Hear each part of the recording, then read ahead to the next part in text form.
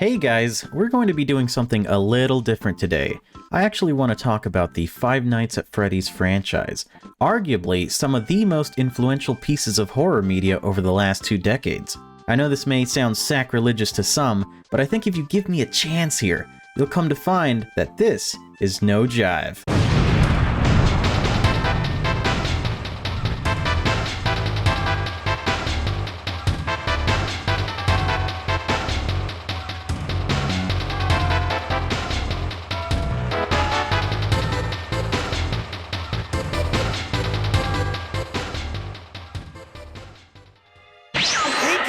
Goku here with a quick reminder for you to subscribe to Laud. Also, check out our sponsor, Nordbeam, the easiest way to watch all of your favorite shows on Netflix. Now, please enjoy the show. If I asked you to tell me what the top 3 most influential horror games of all time were, undoubtedly, you would mention the obvious classic survival horror games, Silent Hill and Resident Evil. These are a given. But what about the third most influential? Is it Fatal Frame? No. Is it System Shock? No way. I would argue that it's a toss-up between Five Nights at Freddy's, Slender Man, and Amnesia, A Machine for Pigs, but that's a subject for another time. Today, I want to take a deep dive through each game in the Fnaf series, and break them all down for you before putting them into a tier list from worst to best games in the franchise. We're not going to be talking about the books or the movies because, quite frankly, I don't believe in reading and movies just don't hit like they used to. So what are we waiting for? Let's get into it.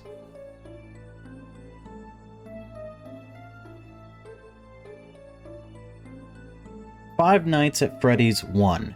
This game is widely regarded within the Fnaf community as the worst game in the franchise.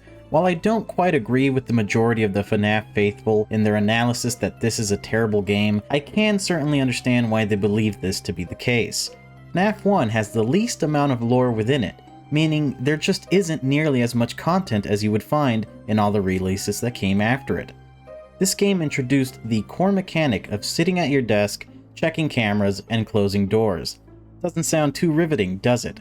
Strangely enough, the hardcore fans of Dead by Daylight absolutely love this game because of its incredibly repetitive gameplay loop.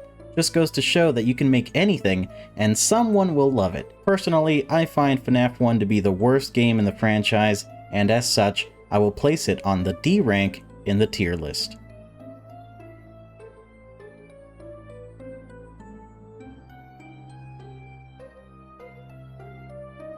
Five Nights at Freddy's 4. Does anyone even remember this game? I swear people talk about the trilogy all the time. Everyone forgets there was a 4th game. This game suffers from the same issue the very first game did, worrying many of the Fnaf faithful that Scott Cawthon games could only go downhill from here. Fortunately, that's not the case, but this game certainly deserves the negative reception it received. Simply put, there just isn't enough lore in this game. Can someone tell me where it went? Where did it go? It seems as though Scott Cawthon completely forgot what Fnaf was about, leaving its incredibly creative fans to piece apart the lore for him. That being said, the scares were kinda sick though, and I didn't mind the new animatronics. In my opinion, I find Fnaf 4 to be the middle child of the franchise. It received no love from either Scott Cawthon or his fans. Talk about a bummer. I'll place this game at C rank. Ironically, no one will see them there either.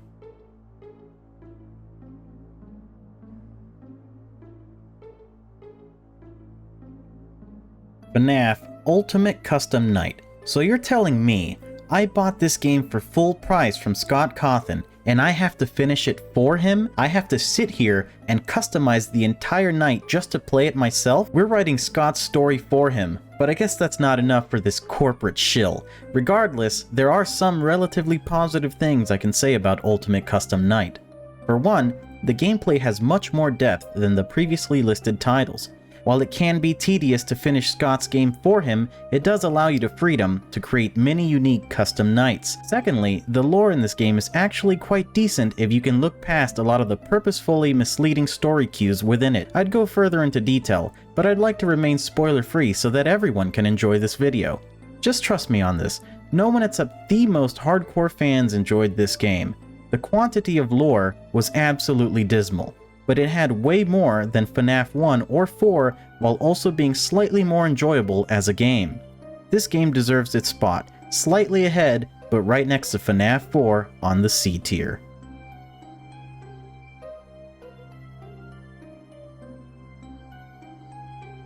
Five Nights at Freddy's 3. This game is just boring. It's got lore, but none of it was crucial to the story.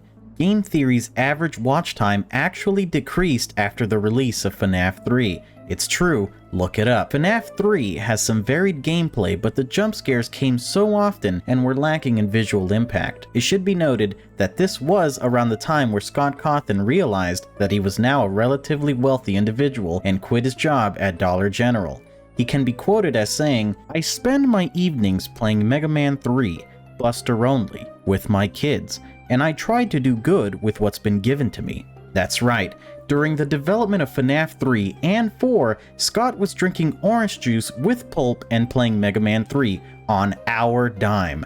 Not cool, Scott. Admittedly, this was a pretty aight game though, so it gets a B rank as the first decent FNAF game.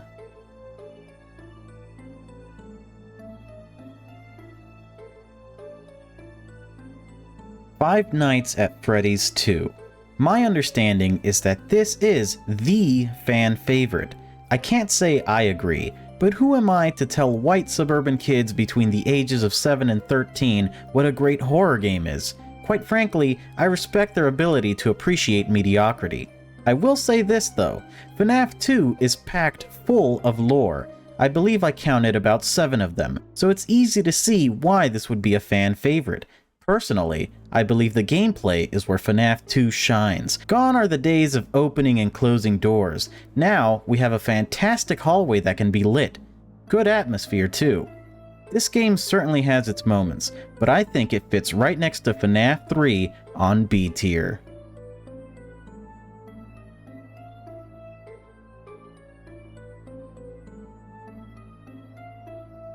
FNAF Help Wanted VR.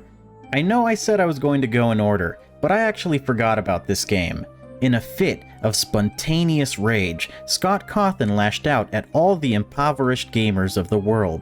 The entire FNAF fanbase was suddenly divided between economic classes in a tyrannical display of power. FNAF Help Wanted is a game designed for virtual reality, or VR for short, a relatively new gaming format that only the superbly wealthy could hope to attain. While I was one of these ludicrously wealthy individuals, I was appalled by Scott's incredible disdain for the low-class gamer.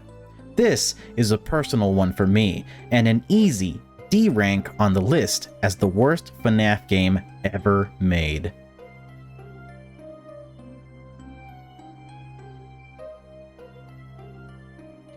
Five Nights at Freddy's Freddy in Space 2. Finally, a unique game in this sea of greed and hubris on the part of Scott Cawthon. Freddy in Space 2 is a side-scrolling action game, a welcome departure from the game's strangely consistent nature of murdering children. You want lore? You've got all the lore you could ever want here, in a spin-off game of all things. Lore about William Afton, lore about the Bite of 97, lore about Chica, lore about... alright, I'm done with this joke. April Fools, everybody.